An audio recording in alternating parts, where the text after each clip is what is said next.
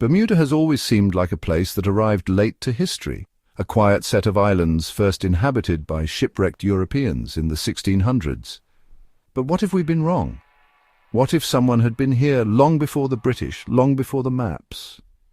And what if ancient DNA, pulled from deep inside caves and coral-covered bones, now suggests that Bermuda's first footsteps came from across the sea, and not just one direction? Before we start, I'm on a road to get 1,000 subscribers as a small channel. If you want to help me, please subscribe. Let's dive into Bermuda's forgotten human past. Floating alone in the Western Atlantic, Bermuda sits over 600 miles from the nearest mainland. Formed by volcanic activity and shaped by coral reefs, it has no natural freshwater sources and no land bridges to the Americas or Africa. For centuries, this isolation fueled a powerful assumption that no humans ever reached Bermuda until European colonists were blown off course in the early 1600s. History books list Bermuda as uninhabited before that moment. But nature doesn't always follow expectations. Ocean currents connect Bermuda to both the Americas and West Africa, and archaeological finds, odd tools, midden debris, and even suspected footprints have long whispered of earlier visitors. Skeptics dismiss these as flukes, arguing they lack solid proof. But the landscape itself, with its sheltered caves, nutrient-rich reefs, and strategic location, raises the question: if other isolated islands saw human arrival thousands of years ago, why would Bermuda be the exception? Recovering ancient DNA from Bermuda has never been easy. The island's humid, salty air and limestone caves create the perfect conditions to break down organic material. Bones left in these environments decay quickly, and DNA strands fragment into unreadable pieces. For years, this made the island a genetic black hole. No ancient genomes, no deep ancestry, but recent breakthroughs are changing that. Researchers now use a method called hybridization capture, which acts like a molecular net, fishing out tiny fragments of ancient DNA from teeth and dense petrous bones. Even a few surviving molecules can be amplified and compared to modern genomes at specific SNPs, genetic points that vary by population. In Bermuda, researchers have finally recovered usable DNA from remains found in sinkholes and collapsed caves, places that may have protected genetic material from the worst decay. What they found didn't match expectations. It didn't look British, Spanish, or even Indigenous American. It pointed somewhere else entirely. Long before DNA told its story, the land itself hinted at something older. In the 20th century, divers and cavers uncovered shell middens, coral tools, and what some described as human-modified cave floors, far below layers of colonial material. In at least 2 coastal sites, stone tools, unlike anything from Europe, were found embedded alongside charcoal and shellfish remains. One underwater shelf contained fragments of charred wood and carved driftwood believed to be over 1,000 years old. Radiocarbon dating on organic material gave confusing results, some too recent, others too ancient to explain. Most scholars dismiss them as post-contact debris or natural formations, but local oral histories spoke of shadow people and ancient fires on the beach long before the English arrived.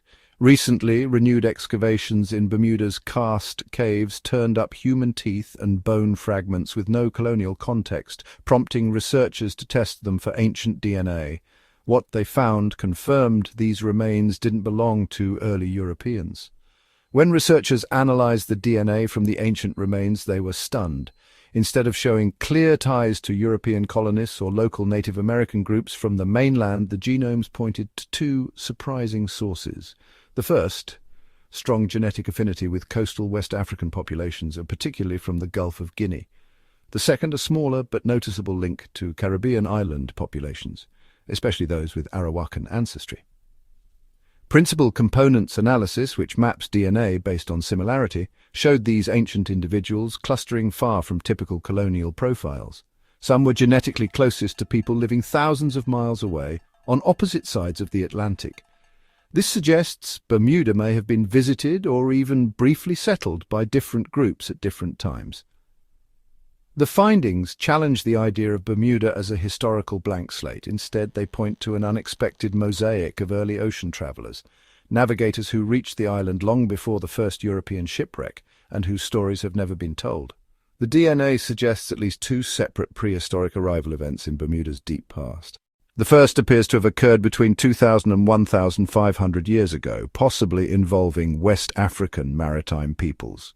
While there's no record of transatlantic crossings that early, some scholars propose that African coastal traders or fishers could have been swept off course by storms or currents like the Canary Current and North Equatorial Drift, unintentionally reaching Bermuda's shores.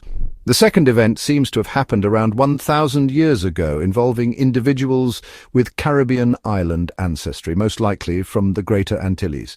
These may have been Arawakan-speaking seafarers who drifted off course or intentionally explored beyond the known archipelagos. Unlike typical ceramic age migrants, these groups left no pottery, only tools and bones. Both events seem brief, perhaps seasonal or accidental, but their genetic signatures remain. Together they suggest that Bermuda was touched by voyagers from two continents, long before colonial history began to take shape. Though the archaeological record is thin, there are signs these early visitors adapted to Bermuda's unique environment. Shell middens and fishbone assemblages suggest a heavy reliance on marine resources: snapper, grouper, turtle and mollusks. Some tools appear fashioned from coral, bone or driftwood, shaped with a practicality seen in other coastal cultures.